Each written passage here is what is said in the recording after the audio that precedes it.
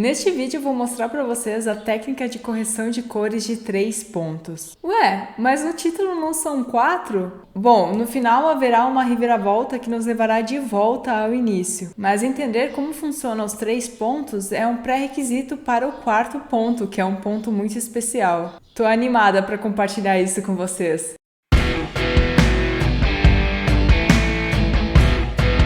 O segredo para aplicar a técnica de correção de cores de 3 pontos é: descubra com precisão qual amostra usar. Há uma maneira científica de fazer isso.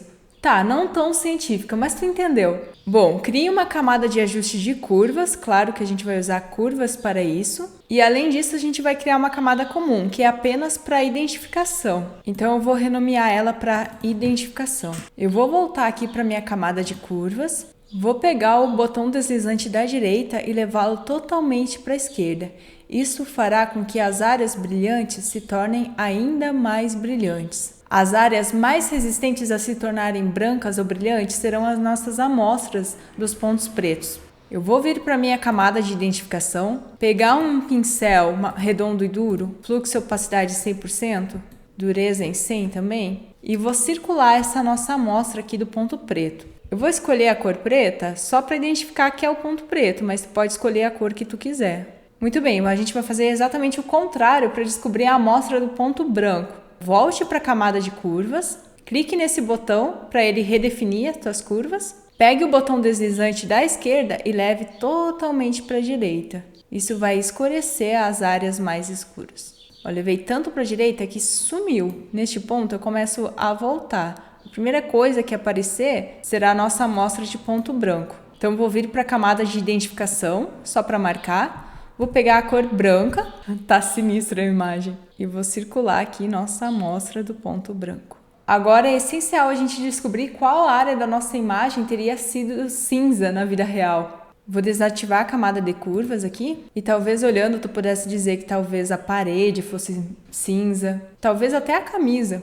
Mas a gente também quer uma estimativa mais técnica. Então eu desativei a minha camada de curvas e em cima da camada de plano de fundo eu vou criar uma camada de ajuste de cor sólida. A gente quer um cinza 50%, então é o cinza em que tanto o vermelho, o verde e o azul são 128, ou tu pode definir a saturação para 0 e o brilho para 50. Clique em OK. Agora a gente precisa identificar quais cores são o mais próximo disso. Como a gente faz isso? Mudando o modo de mesclagem de normal para diferença. Agora, por que a gente está usando o modo de mesclagem diferença? Porque o modo de mesclagem diferença mostra a diferença entre as cores. E se as cores são exatamente iguais, ele mostra nada, ou seja, preto. Vamos esquecer tudo isso aqui por enquanto. Vou criar uma nova camada aqui e pintar um círculo vermelho. Vou criar mais uma camada e pintar outro círculo vermelho. Então temos a camada 1 com um círculo vermelho e a camada 2 com um círculo de exatamente a mesma cor.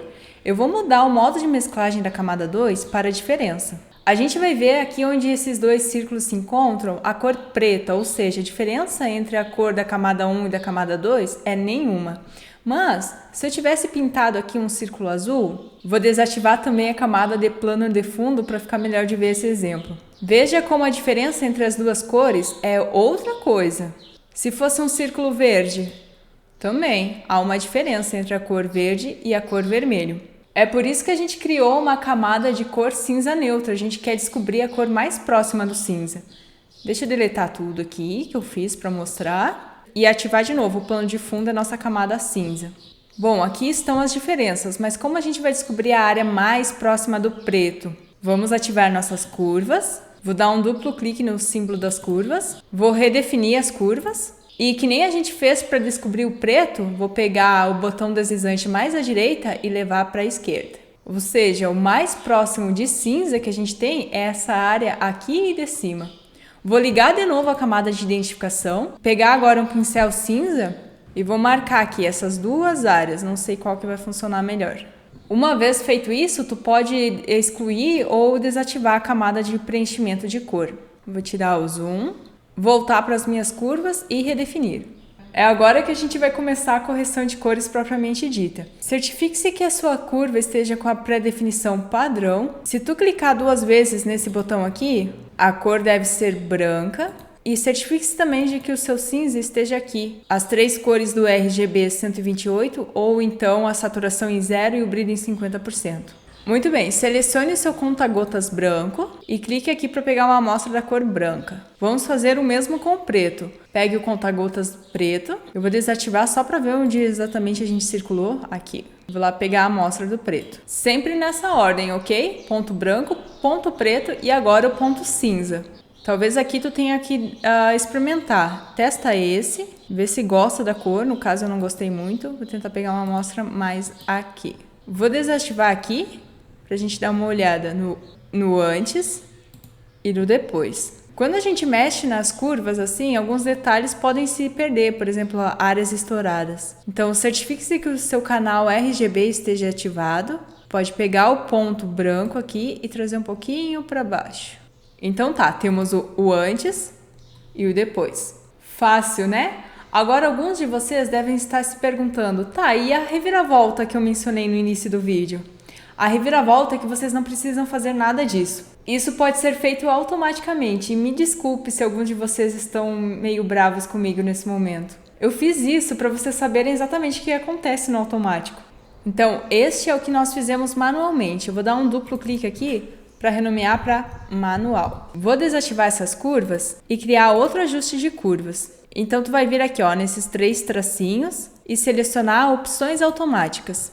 A gente precisa marcar essa caixa e ajustar os tons médios neutros, mas ela só aparece nos 3 algoritmos de cima, então clique e marque lá. Então você pode escolher um desses 3 resultados. O primeiro melhora também o contraste.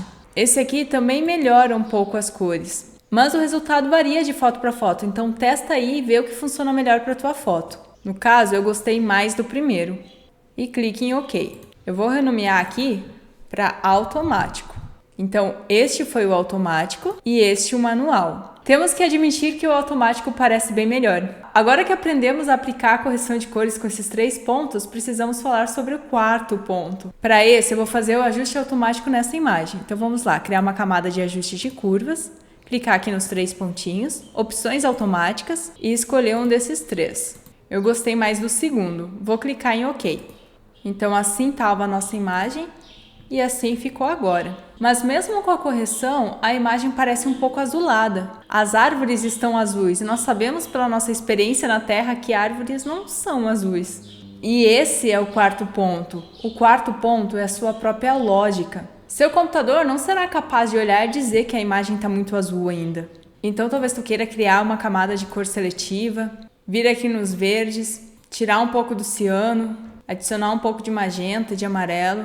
A gente pode fazer o mesmo nos cianos, tirar o ciano do ciano, colocar um pouco mais de magenta, um pouco mais de amarelo. Nos azuis também, tirar um pouco dos pretos no azul também. Enfim, fazer os ajustes que tu achar necessário. Então não esqueça, o ponto mais importante que tu precisa trabalhar é a tua lógica. Espero que esse vídeo tenha sido útil para ti e se foi, não esquece de deixar o like. Se inscreve também no canal e ativa o sininho para receber a notificação do próximo vídeo. Um abraço pra ti e até a próxima!